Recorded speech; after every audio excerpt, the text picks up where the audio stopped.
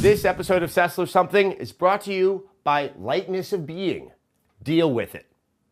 Hello, everybody. Well, that was a fun week. Yeah, I know some of you out there were hoping that I might be responding to the responses after my God of War review, but I'm just kind of done with it. The past few days has been a Lewis Carroll-like journey into the gaping maw of a large cross-section of the English-speaking world. And really, it comes to me that there are certain social pathologies that can't be debated. And I really don't feel like getting any more blood money off of something that was pretty noxious that was happening in the comments down below. So you guys go have your fun. I'm going to move on to the other, far more interesting controversy of the week, which was EA, SimCity, servers. Gosh, wow, that didn't really work out probably as intended. It is still one of those head-scratching things. There's been a lot of statements. In fact, really all of the public statements have been coming out of Maxis, which gives the impression that Maxis, at least publicly, is saying that a lot of this is on them, which I'll be honest is a little surprising. But we'll go ahead and take everyone at their word. But the tone that you tend to get out of this is this kind of strange, low self-esteem argument, like we were completely surprised that people wanted to play our game immediately after purchasing it. And it really has been a little on the head-scratching side. I mean, SimCity is probably one of the best-known gaming franchises, period. We haven't seen a new one in 10 years. It's available. I mean, when people buy it, they don't go, oh, I'll get to it in a couple weeks from now. They wanted to play with it and do all that. And for there to be that much of a problem on the servers, there not being enough servers, was a little bit surprising. A lot of this really does come down to that always-on DRM. I've said some things in the past, I think I've upset some of you about EA and the DRM, but this is how I feel about this always-online thing.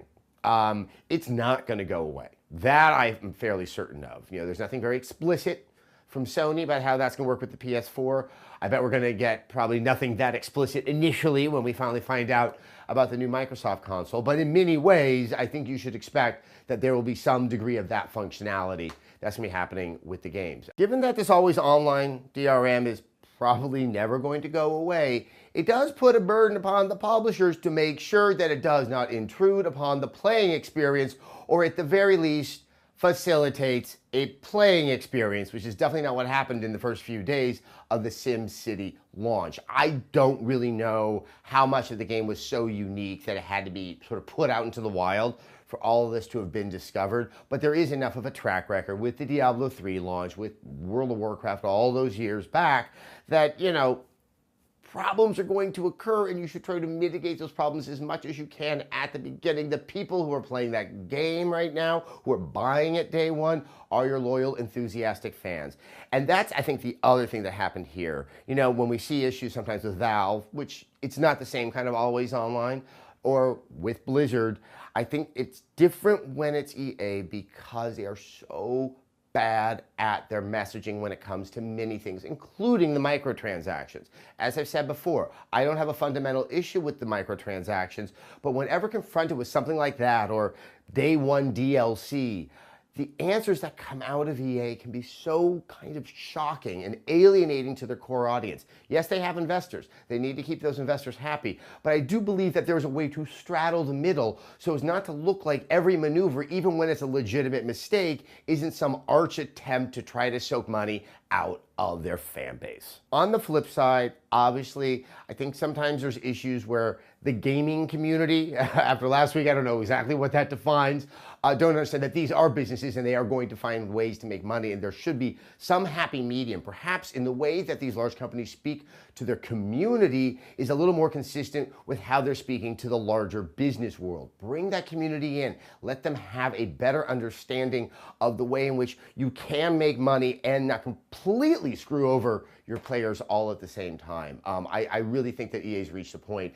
How comical it can be at times is remarkable, but they need to do something about their image and their brand, because as going forward, I think there is legitimate suspicion about more and more of their products. Well, they are offering a free game to pacify people, which has at least made me think that perhaps now I might finally get through Lands of Lore 3. All right, question time. This was the one question underneath last week's SESSLERS something that didn't have to do with the server problems with SimCity. So here it is. Over the past few years, we've seen a dramatic rise of Western RPGs, especially with Bethesda's success of the Fallout and Elder Scrolls franchise. As a result, it seems the JRPG genre many of us grew up with is dying out. Even with the recent release of Ni no Kuni on the PS3, it doesn't seem to be getting the attention it deserves. What fate do you think the JRPG genre has in store for the future? Thank you, the Raging Peen.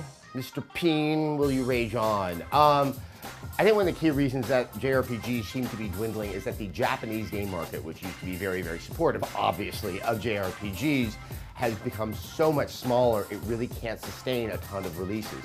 And yes, there's always been interest in the West on JRPGs, but it was small, it was niche, it really couldn't support what the budget is for these types of games. I think the big thing that has to sort of happen within the JRPG is to look a little bit outside of themselves.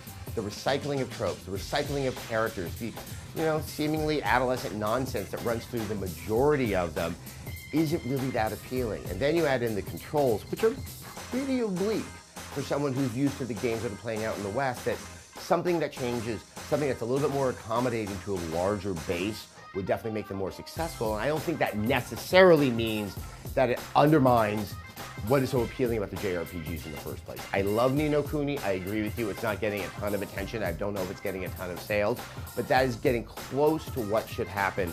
And to be honest, I just don't see another occurrence of a game like that anytime soon. All right. Feel free to put more questions down there about something that's happening in the gaming industry. I will answer them. And I have full confidence something will happen between now and next week. I'll probably have poo somehow on my shoe. And we can all chat about it.